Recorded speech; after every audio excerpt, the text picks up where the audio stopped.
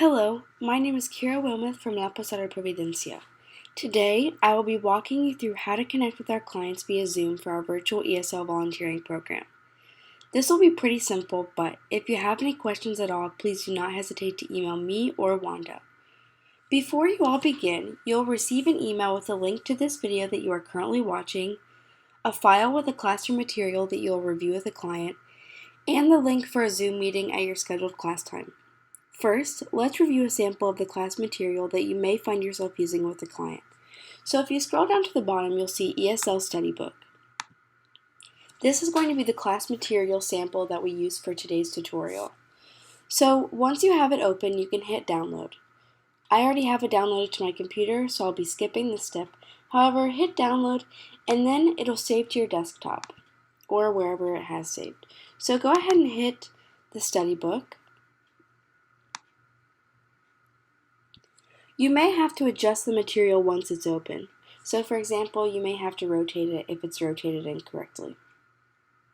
When you begin your Zoom meeting, you want to have the material already pulled up on your computer so that when you share your screen during the meeting, it is a smooth transition. It would be a good idea to become familiar with the material before your scheduled class time with the client, just so you know what you're teaching. So I'm going to go ahead and minimize the class material and go back to the email. Go ahead and click the link where it says Join Zoom Meeting. It's important that you do this from your computer, not a phone. So I already have it opened up. Just go ahead and join the Zoom meeting. I feel that many people's Zoom setups are a little different, so yours might look different than this, and that's okay. But ultimately, just make sure that Zoom is open so that you can join the meeting.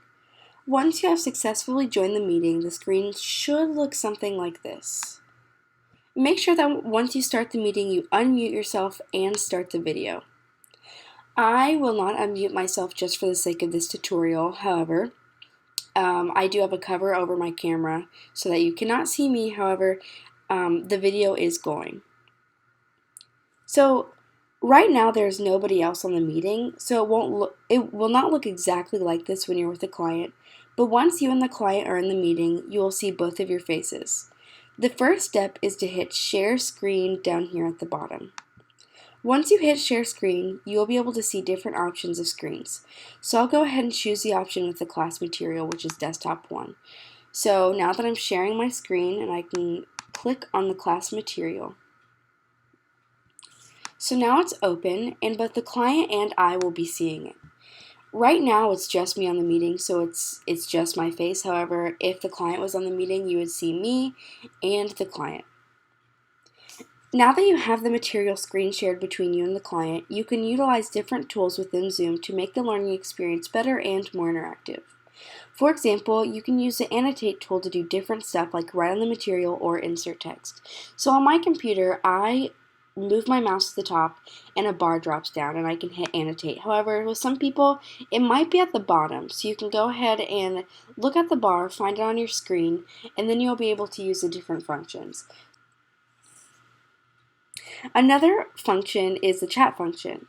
So I'm going to click out of the Annotate function, pull down the bar again, and then hit More, and hit Chat.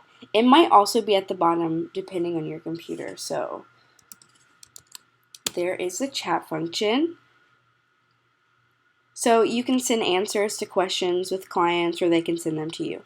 It's important to remember that when you are teaching ESL to speak clearly and without idioms and wordy phrases. So once you and the client are done with your meeting, you simply hit Leave Meeting toward the bottom of the screen in red. So I will stop sharing my screen, and then this pops back up. I'll hit End Meeting at the bottom and End Meeting for all.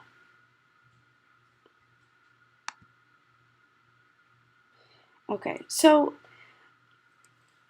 Zoom can be incredibly interactive, so you'll be able to communicate effectively with the client. We ask that after you finish your session with the client, that you please fill out our satisfaction survey that we will send to you in a separate email.